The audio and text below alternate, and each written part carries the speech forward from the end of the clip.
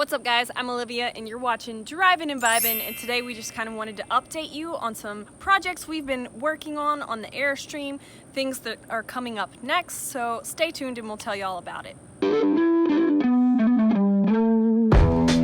Welcome back to our channel everyone. Thank you guys so much for joining us today. Last time we updated you on the Airstream, we had been working on the electrical right before we went to Nomad Fest, and since we've come back, we had the Mortons come down here with us. We made a great game plan of all the projects we need to do and what order going forward. So since we've been back, we've just been working non-stop trying to get a lot of projects done. We finished up the wiring. I've been working on finishing up the insulation on the end caps, and we're gonna get the walls up and the floors down very soon.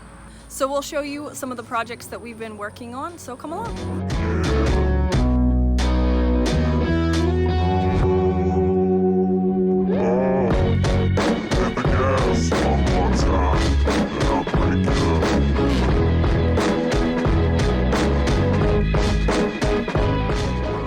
So before we go inside and look at all that fun electrical stuff we've been working on, one of the big projects we've tackled is finishing this wiring of the brake system. It was a huge project that took a lot longer than I anticipated, but I wanted to do it right so we never had to revisit it again.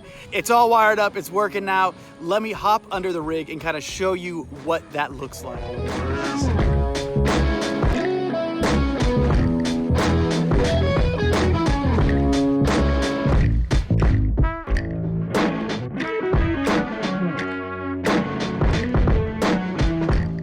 So we used some pretty serious conduit inside the frame to protect those wires that are running back to the brakes. Also in that video you saw a lot of reflectix that was exposed. That's attached to the bottom of the plywood subfloor.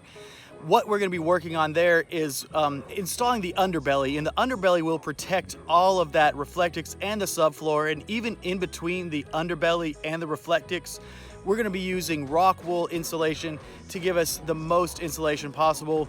So the subfloor will be protected both by the elements and by the weather, giving us hopefully a balanced climate inside. This is the beautiful 4x10 aluminum panels that will make up the underbelly. Now this stuff was not cheap. It cost, I think, $330 for all 4 sheets together. Pricey, but it's gonna be a beautiful looking underbelly, and it's definitely an essential part to the whole rebuild. So we're glad we got those. That's gonna be happening pretty soon. Let's go inside the camper and I'll show you the projects we have completed and are also working on now. Yesterday, my big project was getting the end caps insulated. We're using rock wool for all these curvy spaces. It is just so much easier to work with. And we went with the rock wool over like a typical fiberglass batting because it has a lot of benefits that are definitely going to be encountered in RV life, such as it's very moisture resistant, it's fire retardant, it's resistant to mold and pests. So it had a lot of good qualities. So if it gets wet, if there's a leak by a window or something, it doesn't change the insulation value of it. It won't just compress it into a glob of wet stuff like the pink fiberglass batting would. And it's been really easy to work with. I've been taking these bats and splitting them in half to get the right thickness. They're 3.5 inches thick, and we have about 1.5 inches of space in here between the skin and the inner walls. I have to like fully suit up. It's not as itchy as the fiberglass batting, but it is still really itchy, and you want to be super covered and protected doing that. Another thing that I've been working on before we get the walls put up is I've been using a double-sided tape and this like window like sill gasket.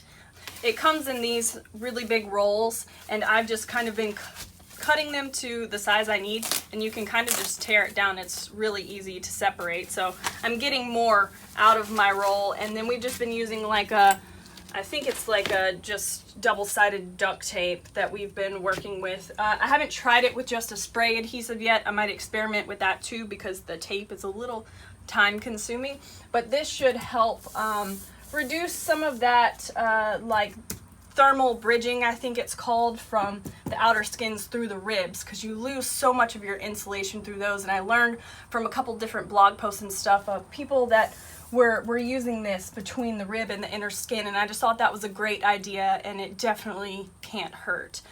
So we're trying to cover all of our bases, but I think we're moving along pretty quickly here. Part of our planning portion when we got back from Nomad Fest was spending a quality day with the Mortons to really achieve a game plan for this electrical system.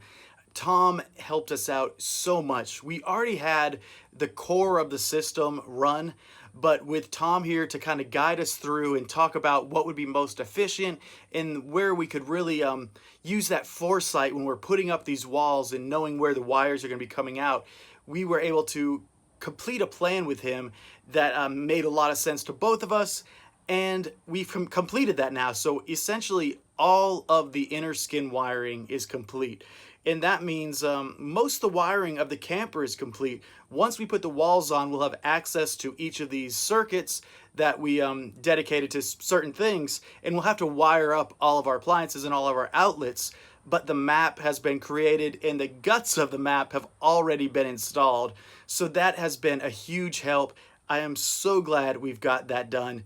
So one more thing off the checklist. Our goal before the Mortons get back, which I think might be in a week or two, is to have these walls back on so we can really start moving forward and seeing a lot of progress. They're keeping us to our tasks at hand, and it's really helpful to have someone else hold us accountable to make this project move forward with direction and with a lot of purpose. Another thing that arrived today is our new step that we're going to mount.